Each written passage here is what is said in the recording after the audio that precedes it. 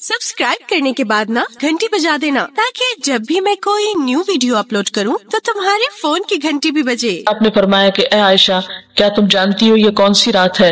मैंने अर्ज किया, अल्लाह और उसके रसूल ज्यादा जानते हैं। आपने फरमाया, आज शाबान की 15वीं रात है। इस शब में अल्लाह ताला अपने बंदों की तरफ नजरे रहमत से देखता है, माफी चाहने वालों को माफ करता है, रहम चाहने वालों को रहम फरमाता है और बुग़्ज़ रखने वालों को उनके हाल पे छोड़ देता है। लेकिन इस हदीस की कोई भी असल नहीं, ये हदीस जो है दुरुस्त नहीं और इस पर एतबार नहीं किया जा सकता। इसी तरह एक और इसी किस्म की हदीस जो आमतौर पर आप अखबारों में पढ़ेंगे और बहुत तहरीरों में हाईलाइट करके ये बातें लिखी हुई आपको मिलेंगी, लेकिन इस हदीस की भी कोई हकीकत नहीं है। और वो क्या है? हज़रत आयशा ने बयान किया कि रसूलुल्लाह सल्लल्लाहु अलैहि वसल्लम ने फरमाया कि मेरे पास जिब्रील तशरीफ लाए थे और फरमाया, आज की रात शाबान की 15वीं रात है। इस रात में अल्लाह ताला कबीले कल्ब की बकरियों के बालों के शुमार के बराबर दोज़ख से लोगों को आजाद करता है। इस रात में मुशरिक की तरफ नजरे रहमत से नहीं देखता, न कीना परवर की तरफ देखता है, न रिश्ता काटने वालों की तरफ और न टखने से नीचे पायजामा लटकाने वालों की तरफ, न माँ बाप के नाफरमान की तरफ, न शराब पीने वाले की तरफ। तो इसकी भी कोई हकीकत नहीं है, ये भी बिल्कुल एक मनगढ़ंत सी हदीस है। लेकिन चूंकि ये फजीलत के बाब में है, इसलिए आमतौर पर लोग इनको बेदरेग रिवायत करते रहते हैं। इसी तरह एक और मौजू हदीस इंशाल्लाह उलूमुल हदीस आप पढ़ेंगे तो आपको उसकी पूरी हिस्ट्री बताई जाएगी। मौजू हदीस एक और भी है कि आप सल्लल्लाहु अलैहि वसल्लम ने फरमाया, जो शख्स 15वीं शाबान की रात में 100 रकतें पढ़ता है तो अल्लाह ताला उसकी तरफ 100 फरिश्ते भेजता है। 30 उसे जन्नत की खुशखबरी देते हैं, 30 उसे आग के अजाब से अमन देते हैं और उसे दुनिया की बलाओं से दूर रखते हैं और 10 उसे शैतान के धोखे से दूर रखते हैं। ये भी बिल्कुल मनगढ़ंत हदीस है और नाकाबिले एतबार। इसी तरह एक और रिवायत बयान की जाती है कि शाबान की 15वीं रात में जो शख्स 12 रकत नमाज पढ़ेगा, हर रकत में कुल हु अल्लाह 30 मरतबा, वो नहीं मरेगा तावक्त अपना ठिकाना जन्नत में न देख ले। इज इट पॉसिबल कि कोई शख्स यानी जन्नत दुनिया में देख ले? क्योंकि हदीस में आता है कि वो ऐसी जगह है कि किसी आंख ने उसको देखा ही नहीं, कोई दिमाग उसका तसव्वुर नहीं कर सकता, ख्वाब में भी कोई नहीं देख सकता, तो कहाँ ये कि वो देख ले। ये बिल्कुल मनगढ़ंत स्टोरी है और नाकाबिले एतबार। और उसकी सिफारिश उसके घर के 10 जहन्नमियों के बारे में कबूल की जाएगी। आप खुद सोचें जरा इसकी हकीकत पर कि एक शख्स सारी जिंदगी 5 वक्त नमाज पढ़ता है, सदका खैरात करता है, झूठ से बचता है, हराम से बचता है, उसके बारे में तो कोई ऐसी खुशखबरी नहीं सुनाई गई। और कहा यह कि एक शख्स एक रात में खड़े होकर एक रकत में 30 दफा कुल हु अल्लाह पढ़ ले और उसके लिए इतनी बड़ी बशारतें कि वो दुनिया में ही जन्नत देख ले और 10 घर वालों को बचा ले कि जिनके बारे में जहन्नम का फैसला हो चुका। ये बात तो अकल भी नहीं मानती, कहाँ ये कि इसके ऊपर दीन के एतबार से कोई एतमाद किया जा सके। फिर इसी तरह एक और मौजू हदीस है, शाबान की 15वीं तारीख का रोजा 120 साल के रोजे के बराबर है। ये भी मशहूर है बात और ये बिल्कुल झूठ बात है, यानी 60 साल गुज़श्ता जमाने के और 60 साल आइंदा के, और ये चीज भी काबिल एतबार नहीं। तो जो सही रिवायात से हमको पता चलता है शाबान के बारे में वो क्या है कि इस महीने में रोजों की फजीलत है, यानी एक बरकत वाला महीना है, रमजान की इब्तिदा है, रमजान की तैयारी है और कसरत से नफली रोजे रखने चाहिए। हाँ, 15 शाबान के बाद नफली रोजों से भी रोका गया है ताकि रमजान के लिए कमजोरी ना हो और रमजान के रोजे छूटने का अंदेशा ना हो। एक आयत जो आमतौर पर इस रात के बारे में कुरान पाक से कोट की जाती है वो सूरत अद-दुखान की आयत है, इन्ना अंज़लनाहु फी लैलतिन मुबारकतिन इन्ना कुन्ना मुंज़िरीन फीहा युफ़रक़ु कुल्लु अम्रिन हकीम अम्रम मिन इंदिना इन्ना कुन्ना मुरसिलीन रहमतम मिर रब्बिक इन्नहु हुवस समीउल अलीम। तर्जुमा है इसका, बेशक हमने इसे बरकत वाली रात में उतारा है, बेशक हम खबरदार करने वाले हैं। इसमें बांटा जाता है हर हिकमत वाला काम हमारे पास के हुक्म से, बेशक हम भेजने वाले हैं तुम्हारे रब की तरफ से रहमत, बेशक वही सुनता जानता है। ये आयत मक्का मज़मा में नाजिल हुई, वाक़े मेराज से कबल नाजिल हुई। उस वक्त 5 वक्त नमाज भी फर्ज नहीं हुई थी, रोजे वैसे ही 2 हिजरी में फर्ज हुए और मक्का में बकी नाम का कोई कब्रिस्तान तक न था। लिहाजा जो ये बात मशहूर की गई कि इस रात में फैसले होते हैं और हुजूर सल्लल्लाहु अलैहि वसल्लम से वो एक बहुत बड़ी रिवायत मंसूब है कि आप सल्लल्लाहु अलैहि वसल्लम बकी वालों के पास रात के वक्त गए और वहां पर आपने उनके लिए दुआए मग़फ़िरत की, तो इसकी कोई भी हकीकत नहीं है। बात यह है कि ये आयत क्या बताती है, इसकी वजाहत देखिए। इसमें क्या लिखा है پہلے یہ بتا دوں کہ اس آیت کے بارے میں لوگوں نے یہ مشہور کر رکھا ہے کہ یہ 15 شعبان کے بارے میں ہے. یعنی سورۃ دخان کی یہ آیتیں عام طور پر آپ دیکھیں کہ ٹیلی ویژن میں 15ویں شب کو مختلف پروگرامز کے شروع میں کوٹ کی جاتی ہیں، پڑھی جاتی ہیں، اور لوگوں کو اس آیت کے ریفرنس سے یہ بتایا جاتا ہے کہ یہ 15 شعبان ہے. حالانکہ اس آیت کا نزول کب ہوا؟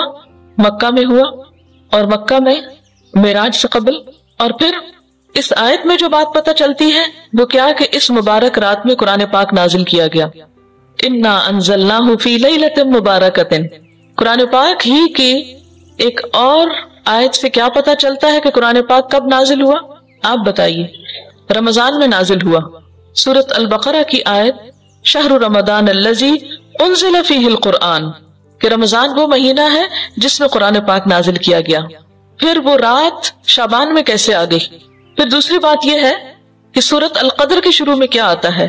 انا انزلناہ فی لیلۃ القدر.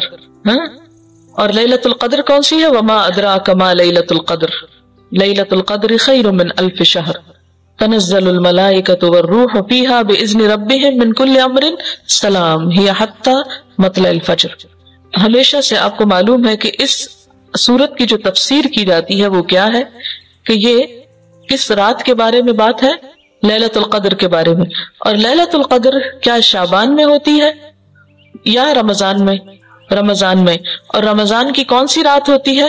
اس کے بارے میں تاکید سے نہیں بتایا گیا کہ کون سی رات. ہاں، آخری عشرے کی رات ہے. اور اس کی تفصیل کہاں سے پتہ چلتی ہے؟ حدیث پاک میں ہے کہ ایک مرتبہ آپ صلی اللہ علیہ وسلم گھر سے باہر تشریف لائے، دیکھا کہ 2 شخص باہم جھگڑ رہے تھے. آپ نے ان کی صلح فرمائی، پھر فرمایا کہ میں تمہیں ایک خیر کی بات بتانے نکلا تھا مگر تم جھگڑ رہے تھے، اس لیے میں وہ بات بتانا بھول گیا. صرف اتنا یاد ہے کہ وہ بات یہ تھی کہ وہ رات کب ہے. یعنی میں یہ بتانے کو آ رہا تھا کہ لیلۃ القدر کب ہے، لیکن تمہارے جھگڑے کی وجہ سے وہ مجھ کو بھول گئی.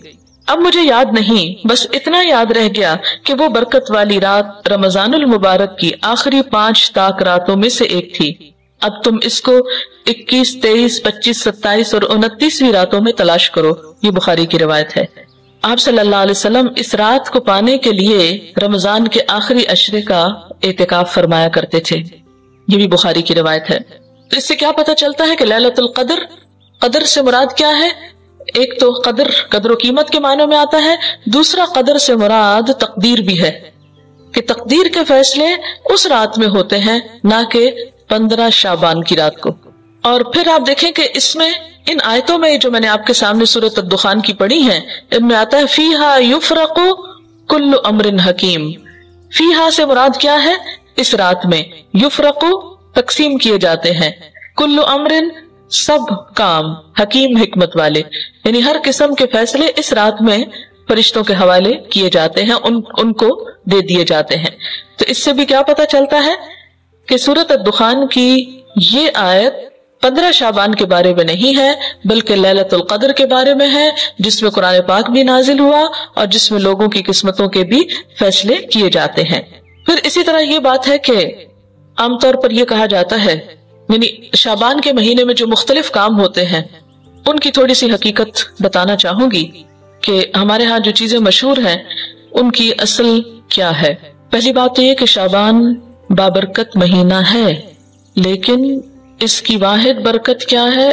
روزے رکھے جائیں، اعمال اللہ کے ہاں پیش ہوتے ہیں. اور آپ صلی اللہ علیہ وسلم نے کیا فرمایا کہ میں یہ چاہتا ہوں کہ میرا عمل اس وقت اللہ کے ہاں پیش ہو جب میں روزے سے ہوں. اس سے زیادہ کوئی چیز کسی اوتھینٹک ذریعے سے ہم کو نہیں ملتی کہ کسی اور عمل کی بھی ضرورت ہے. ہمارے ہاں یہ رات یعنی شعبان میں خاص طور پر 15 شعبان کی رات شب برات کے نام سے مشہور ہے، جس کو شب رات کہتے ہیں. آپ دیکھیے کہ اسلام میں جو اہم دن آتے ہیں قرآن پاک اور سنت رسول صلی اللہ علیہ وسلم سے پتہ چلتے ہیں، ان میں سے بعض یہ ہے، مثلا یوم الحج، یوم عرفہ جس کو کہتے ہیں، یوم ترویہ جس دن حج کی ابتدا ہوتی، یوم نحر جس دن قربانی ہوتی، شہر رمضان جب روزے رکھے جاتے، لیلۃ القدر جو رمضان ہی کے آخری راتوں میں سے ایک ہے، قرآن جس میں نازل ہوا، عید الاضحیٰ، عید الفطر، ایام 20. ایام 20 کیا ہیں؟ हर महीने के 13, 14 और 15, यानी एक 14वीं से पहले की रात और एक 14वीं के बाद की रात, इनके जो दिन हैं, यानी 13 का दिन, फिर 14 का दिन और 15 का दिन, इन दिनों में रोजा रखना जो है वो मसनून है। यानी हर महीने जो शख्स रोजे रखना चाहे वो इन 3 दिनों में रखे। इनको अय्याम बीज इसलिए कहते हैं कि इनकी रातें भी रोशन होती हैं। फिर इसी तरह यौमुल जुमा, उसकी फजीलत आई है, सूरत अल जुमा भी है। इसी तरह अय्याम तशरीक है, या कुछ और दिन भी हो सकते हैं जिनका बराह रास्त जिक्र जो है वो कुरान पाक में नहीं आया। लेकिन शब बरात का नाम न कहीं कुरान में आया है और न कहीं हदीस में आया है। शब बरात न कुरान में न हदीस में। इसकी एक वजह तो ये भी हो सकती है कि इसका ये जो लफ्ज है शब, ये अरबी का लफ्ज ही नहीं है।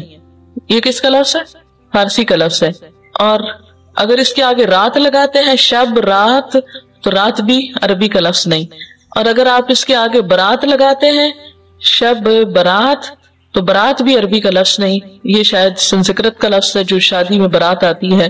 बाज लोग ये कहते हैं कि इसका नाम शब बराअत है। बराअत कहते हैं बेजारी को, जैसे सूरत तौबा के शुरू में आपने पढ़ा बराअतुम मिनल्लाहि व रसूलिही, सूरत तौबा की इब्तिदा इसी से होती है। तो बराअत का लफ्ज़ी माना क्या होता है? बेजारी। तो इस रात में किससे बेजारी, अगर शब बराअत कहते हैं, हालांकि बराअत कोई नहीं बोलता, तो ये अपनी तरकीब के एतबार से भी कोई इस्लामी तरकीब नहीं है और ना ही कोई इस्लामी एतबार से इसकी कोई फजीलत या अहमियत या हकीकत बनती है। शब बरात जो है या शब रात जो है हमारे यहाँ आमतौर पर बाकायदा जश्न की शक्ल में मनाई जाती है।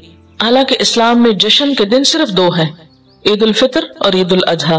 हजरत अनस रजी अल्लाह ताला अन्हु से रिवायत है कि जब रसूलुल्लाह सल्लल्लाहु अलैहि वसल्लम मदीने मुनव्वरा आए तो उनके यहाँ 2 दिन थे जिनमें वो खेलते और खुशियां मनाते।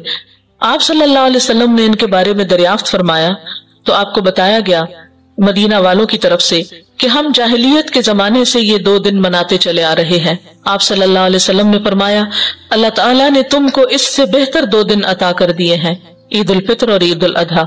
तो शब बरात का जो जश्न है, यानी रात को आतिशबाजी और मखसूस किस्म के खाने पकाना, इनको इस्लाम का एक हिस्सा बना लिया गया। अगर आप इसको अपने कल्चर का हिस्सा कहें या अपनी रिवायात का हिस्सा जो बर्रे सगीर की है खास तौर पर, तो कोई बात नहीं। मसलन आप 14 अगस्त मनाते हैं या आप 9 नवंबर आज मना रहे हैं, बहुत से लोग घरों में छुट्टी करके मनाने का हमारे यहाँ एक ही तरीका, छुट्टी कर ली जाए। अल्लामा इकबाल ने दिन रात काम किया था और हम दिन रात छुट्टियां करना चाहते हैं। बहरहाल तो वो आपका क्या है, एक लोकल कल्चर है, उसका इस्लाम से कोई ताल्लुक नहीं। यानी 9 नवंबर का इस्लाम से कोई ताल्लुक नहीं। इसी तरह अगर आप 15 को आतिशबाजी करते हैं या हलवा पकाते हैं तो वो आपका लोकल कल्चर तो हो सकता है, इसका इस्लाम से कोई ताल्लुक नहीं, क्योंकि इसके बारे में ना कोई तालीम कुरान पाक से हमको मिलती है और ना ही नबी सल्लल्लाहु अलैहि वसल्लम की सुन्नत से। मसलन इस रात में क्या होता है, हलवा पकाया जाता है और दूसरों को खिलाया जाता है, मुर्दों की फातिहा दिलाई जाती है, चरागा किया जाता है, कैंडल्स वगैरह लोग छतों पर जलाते हैं और अब उसकी जगह दूसरी बिजली की बत्तियां भी जलाई जाती हैं, आतिशबाजी की जाती है, घरों में खास तौर पर रंग रोगन किया जाता है, साफ किया जाता है। लेकिन अगर गौर किया जाए तो इनमें से कोई भी चीज अपनी असल के एतबार से कुरान और सुन्नत से नहीं है।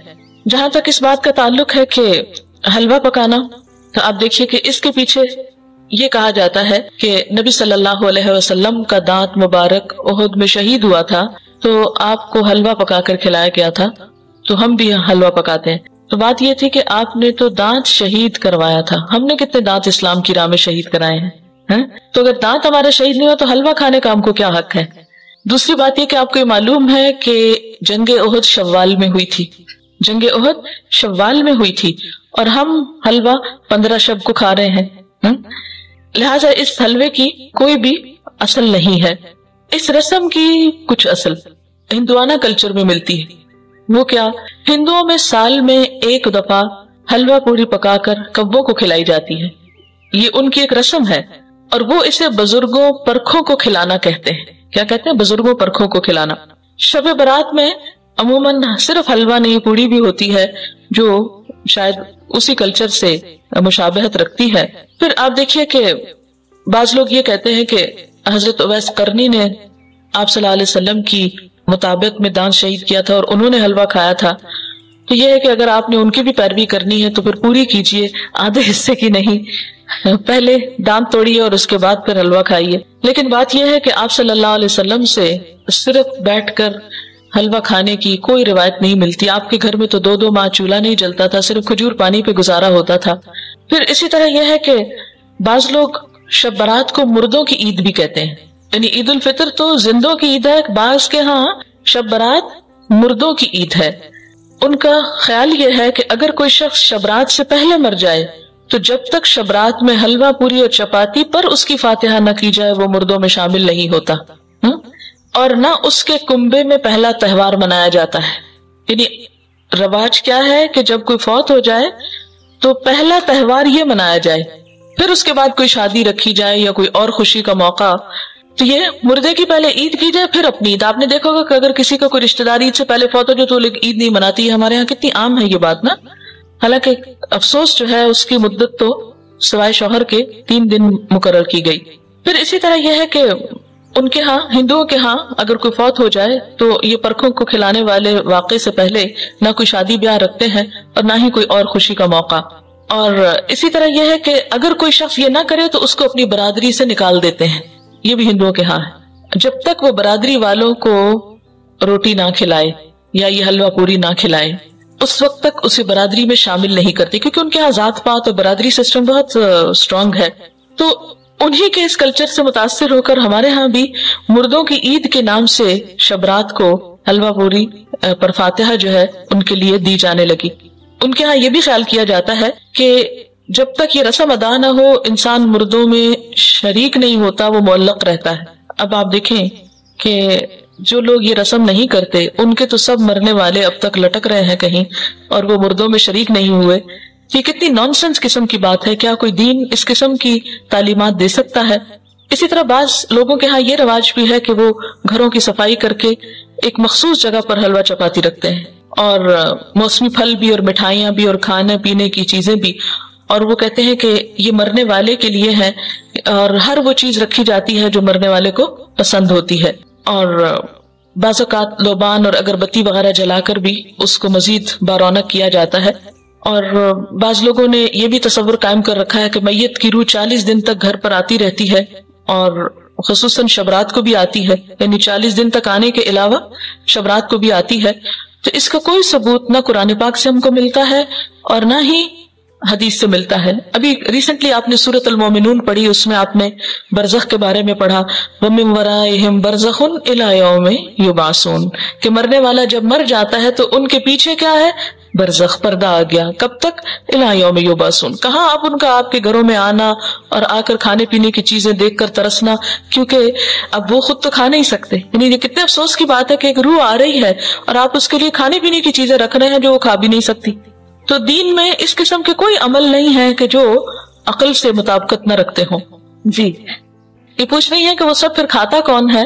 اگر سمجھ بھی لیا جائے کہ وہ سپوز کہ وہ آتے ہیں تو آ کے دیکھ کے چلے جاتے ہیں اور پھر ہم خود بیٹھ کے کھا لیتے ہیں یا اوروں کو کھلا دیتے ہیں. یہ کس قدر شرمناک بات ہے کہ مہمان نے تو کچھ کھایا نہیں اور اپنی موج کر لی ہم نے. اور بعض لوگ اس کی دلیل جو روحوں کے آنے کی کہتے ہیں کہ قرآن پاک میں بھی روح کا لفظ آیا ہے، اور حالانکہ آپ جتنی آیتیں بھی اس ضمن میں پڑھ چکے ہیں وہ حضرت جبریل علیہ السلام کے بارے میں ہے یا وحی کے بارے میں ہے. اور بعض لوگوں کا خیال یہ ہے کہ اگر شبرات کو یہ فاتحہ نہ دلائی جائے تو مردے غمگین واپس جاتے ہیں، اور اگر فاتحہ دلائی جائے تو مردے خوش خوش واپس جاتے ہیں. یہ ہندوانہ سوچ ہے، کیونکہ ہندوؤں کے ہاں روحیں بھٹکتی پھرتی ہیں. انشاءاللہ آپ کو لیٹر آن یہ 3 بڑے مذاہب جو بر صغیر سے متعلق ہیں، ہندوازم اور بدھزم اور سکھوں کے بارے میں انشاءاللہ کچھ لیکچرز دلوائے جائیں گے. یہ ہم آخر میں بالکل کرتے ہیں، اور اس وقت جب آپ قرآن پاک تقریباً پڑھ چکے ہو تاکہ آپ جب وہ سنیں تو قرآن کو کمپیئر کر سکیں کہ ان باتوں کی تردید قرآن میں کس کس طریقے سے ہوتی ہے. پھر آپ کے اپنے اندر بھی ایک میزان پیدا ہو جاتا ہے نا. اگر ہم ابھی آپ کو سنا دیں تو شاید آپ کو وہ ایک معلومات سے زیادہ کوئی چیز نہ لگے. تو ہندوؤں کے ہاں یہ سمجھا جاتا ہے کہ روحیں بھٹکتی پھرتی ہیں، اور ان کے خیال میں تو بعض اوقات وہ دشمنوں سے انتقام بھی لیتی ہیں. لیکن قرآن پاک سے اور حضور صلی اللہ علیہ وسلم کی سنت سے کہیں ثابت نہیں.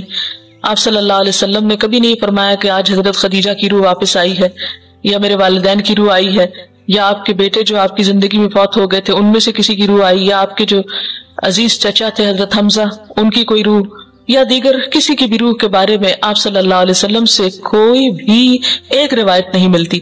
زیادہ سے زیادہ جو ملتا ہے یہ سورۃ المومنون کی آیت ہے جو کیا بتاتی ہے کہ مرنے والوں کے پیچھے وَمِن وَرَائِهِمْ بَرْزَخٌ إِلَى يَوْمِ يُبْعَثُونَ، اور برزخ کا لفظی معنی کیا ہے؟ پردہ، اوٹ، حجاب، آڑ، کہ اب وہ ادھر نہیں آ سکتے، ہم ادھر نہیں جا سکتے، وہ ادھر نہیں آ سکتے. یہی تو اصل جدائی ہے، ورنہ سینسز ہمارے اندر بھی ہیں اور سینسز ان کے اندر بھی ہیں. موت اس چیز کا نام نہیں کہ سینسز ختم ہو گئے، سینسز ان کے بھی موجود ہیں اور ہم لوگ بھی جیتے جاگتے ہیں. موت آپ یوں سمجھ سکتے ہیں کہ جیسے ایک یہ کمرہ ہے، اس وقت ہم یہاں بیٹھے ہیں، اور ایک ساتھ والا کمرہ ہے، اور ان دونوں کے بیچ میں ایک دیوار ہے. اس کا دروازہ کھلتا ہے تو ایک شخص ادھر چلا جاتا ہے. موت کا بھی یہی ہوتا ہے کہ وہ ایک مخصوص گیٹ کھلتا ہے اور انسان اس دنیا سے رخصت ہو کے دوسری دنیا میں چلا جاتا ہے. موت فنا کا نام نہیں، موت صرف انتقال ہے، ایک جگہ سے دوسری جگہ جانے کا نام ہے. یہاں بھی انسان خوشی غم محسوس کرتا ہے اور برزخ میں بھی انسان خوشی غم محسوس کرتا ہے. دنیا میں خوشی غم کے اسباب اور ہوتے ہیں، برزخ میں خوشی غم کے اسباب انسان کے اعمال ہوتے ہیں. وہاں ان کو خوشیاں ملتی ہیں جو اچھے عمل کر جائیں، یا ان کے پیچھے ان کی اولاد کوئی اچھے کام کرے، یا صدقہ جاریہ کے کچھ کام چھوڑ جائیں تو وہ ان کی خوشیوں کا سبب ہوتے ہیں. کیونکہ دنیا میں ہم عام طور پر مال وغیرہ یا لوگوں کے جمع ہونے یا کھانے پینے کی محفلوں میں خوش ہوتے ہیں، جبکہ وہاں پر ایسی نہ کوئی محفل ہے اور نہ ایسے کوئی انتظام ہے اور نہ یہ چیزیں وہاں پر فائدہ دیتی ہیں. جیسے کہ قرآن پاک میں آتا ہے یوم لا ينفع مال ولا بنون الا من اتى الله بقلب سلیم، اس دن نہ مال اور نہ بیٹے کچھ بھی کام نہیں آئے گا سوائے اس کے جو قلب سلیم یعنی سلامت دل لے کر آیا کہ جس میں صرف اللہ کی ذات جمی ہوئی ہو. اسی طرح یہ ہے کہ ہمارے ہاں چراغاں اور آتش بازی کی جاتی ہے، لائٹننگ کی جاتی ہے. یہ بھی بیسیکلی ایک ہندوانہ رسم ہے، اور اگر ہندوانہ نہ بھی ہو ہمیں اس سے بھی کوئی نہیں کہ کس کی ہے اور کس کی نہیں، اس لیے کہ صرف ہندو نہیں تو دنیا بھر میں اب آتش بازی کے شو جو ہیں وہ دیکھے جا سکتے ہیں. اسلامکلی ایسی چیزوں کو بہت پروموٹ کرنا، تھوڑا بہت روشنی اور تھوڑی بہت ایسی چیز اعتدال میں، تو وہ کسی حد تک آپ کہہ سکتے ہیں مثلا شادی کے موقع پر اگر اعلان کرنا ہے، کیونکہ لازم ہے نکاح کا اعلان کرنا، تو اس کے لیے اگر کچھ تھوڑی بہت روشنی کر لیتا ہے حدود کے اندر رہتے ہوئے تو کوئی حرج نہیں. لیکن جس ملک کا حال یہ ہو کہ اس کی فیکٹریاں آدھا دن بند رہتی ہوں صرف اس لیے کہ بجلی نہیں، وہاں ایک رات میں اتنی بجلیاں ضائع کر دینا، اور خصوصاً میں کراچی میں دیکھتی ہوں کہ راتوں کو جو فنکشنز ہوتے ہیں ان میں بے تحاشا بجلی صرف کی جاتی ہے، اور بعض اوقات محض نمائش کے لیے. یہ کس قدر اسراف ہے. دن میں فیکٹریز میں کام کرنے کے لیے بجلی نہیں، اور وہی بجلی ہم محض رات کو دل کی خوشی کے لیے ضائع کر بیٹھتے ہیں. یہ ایک قومی نقصان بھی ہے، اور اللہ کے ہاں بھی اس کی پوچھ ہوگی کہ اتنا اسراف آخر کیوں. ہر چیز اپنی حدود کے اندر ہی اچھی ہے اور ایک لمیٹڈ ٹائم میں ہی اچھی ہے، اس سے بڑھ جانا جو ہے وہ دنیا اور آخرت دونوں میں نقصان دیتا ہے. اور اسی طرح محض آگ جلا کے ختم کر دینا اور اس پر لاکھوں کروڑوں روپیہ ضائع کر دینا، اور اس کے نتیجے میں جو پولوشن پیدا ہوتی، آپ کو معلوم ہے کہ جب بہت آتش بازی ہوتی ہے، کیونکہ اسلام آباد میں ہر سال شاید 14 اگست کو ہوتی ہے، تو اس روز آپ یقین کیجئے کہ ہم لوگ سانس نہیں لے پاتے. قریبی جو ایک بہت بڑا پارک ہے فاطمہ جناح پارک، تو اس میں ہوتا ہے، اور اس قدر گھروں تک دھواں آ جاتا ہے کہ کھڑکی آپ کھولیں تو آپ کا دم گھٹنے لگتا ہے. کروڑوں روپیہ الگ خرچ ہوا آگ جلانے پہ، اور اس کے بعد جو دھواں بن کے نیچے پورے شہر میں پھیلتا ہے اور کئی بیماریوں کا سبب بنتا ہے. مجھے نہیں سمجھ میں آتا یہ کون سی قومی خدمت ہے. اس سے بہتر ہے کہ ہم کوئی بھی ایسا تعمیری کام کریں اس روز کہ جس سے ہماری قوم تھوڑا آگے جائے دنیاوی اعتبار سے بھی.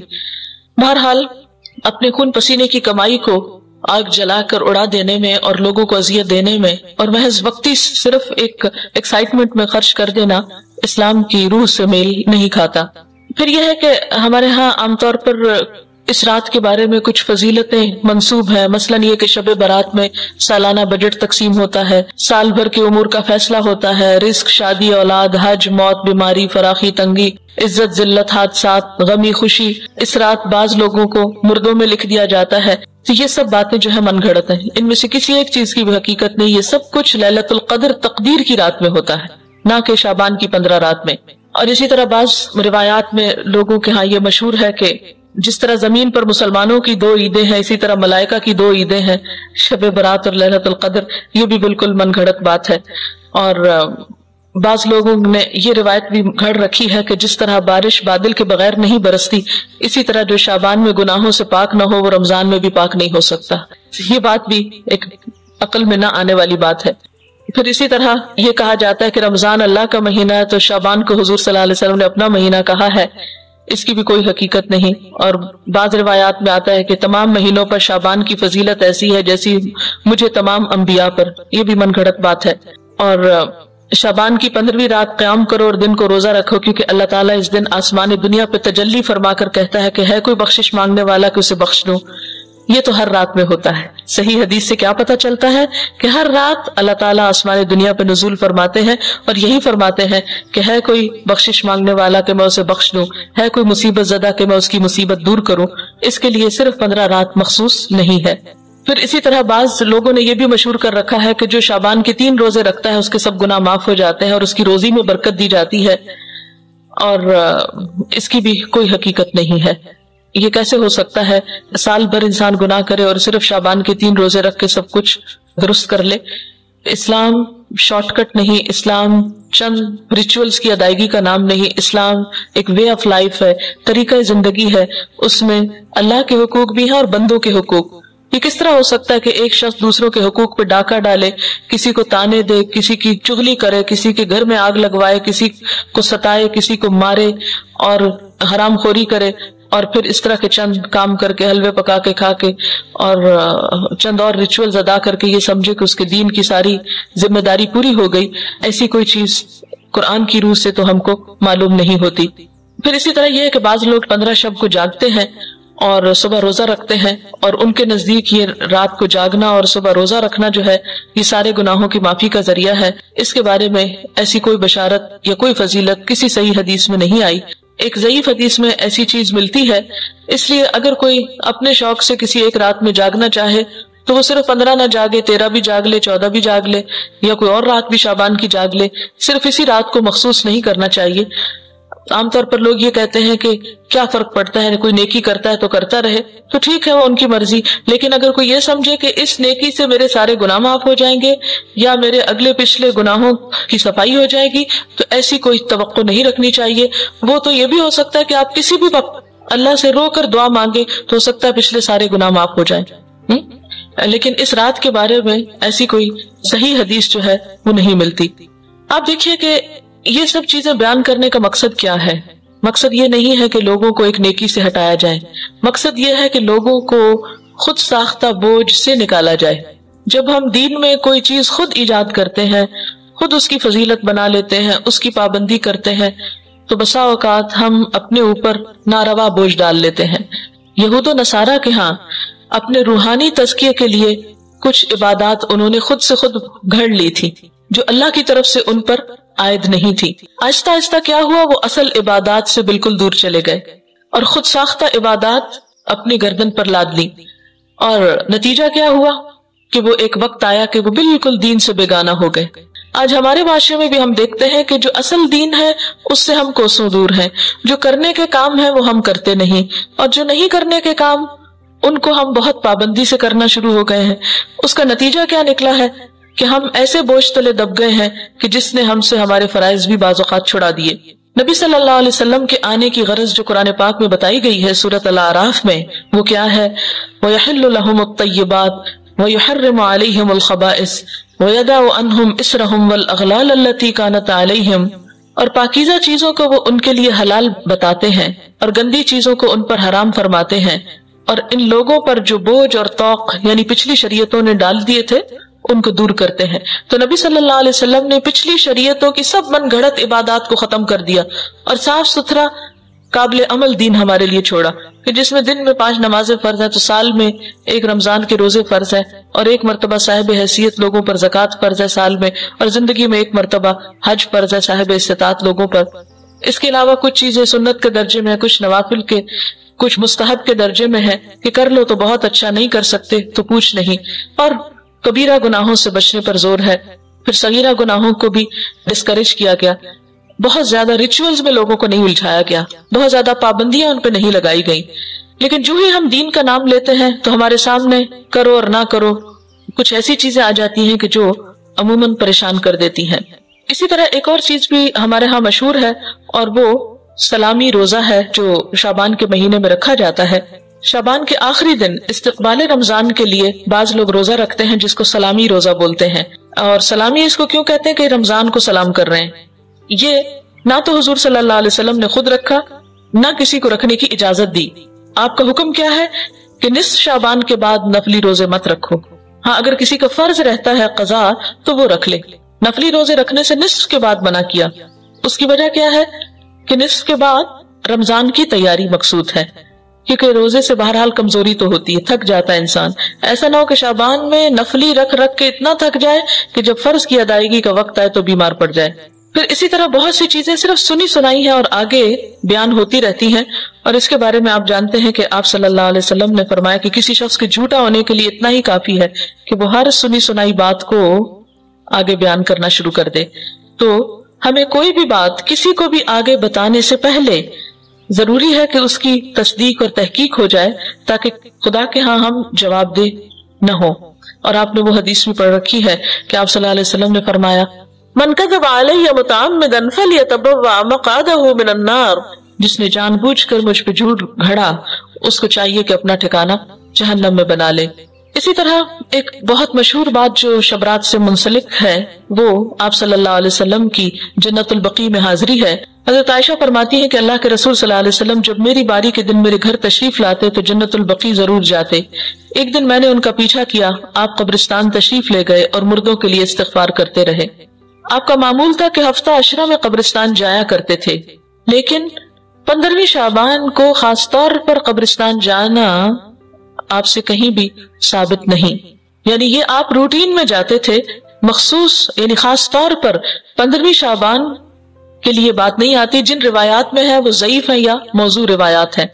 इसलिए हमारे यहाँ जो आमतौर पर रवाज है कि 15वीं शाबान को लोग रात के वक्त बाज़ वक़्त कब्रिस्तान जाते हैं, वह कब्रों पे चरागा करते हैं या खास किस्म के अमल करते हैं, तो ऐसी कोई चीज जो है नबी सल्लल्लाहु अलैहि वसल्लम की सुन्नत से साबित नहीं। जो साबित है वो क्या है कि गाहे बगाहे आप जाते थे, खुसूसन मर्द हजरात को जाना चाहिए। आप सल्लल्लाहु अलैहि वसल्लम ने कब्रिस्तान जाने के लिए क्या फरमाया है कि कुन्तु नहैतुकुम अन ज़ियारतिल क़ुबूर फज़ूरूहा फ़इन्नहा तुज़हिदुद दुनिया व तुज़क्किरुल आखिरा। मैं तुमको पहले कब्रों की ज़ियारत से मना किया करता था, लेकिन अब तुम जाया करो, क्योंकि वो दुनिया से बेरग़बती और आखिरत से बारग़बत करती है, यानी आखिरत को याद दिलाती है और दुनिया से बेरग़बत करती।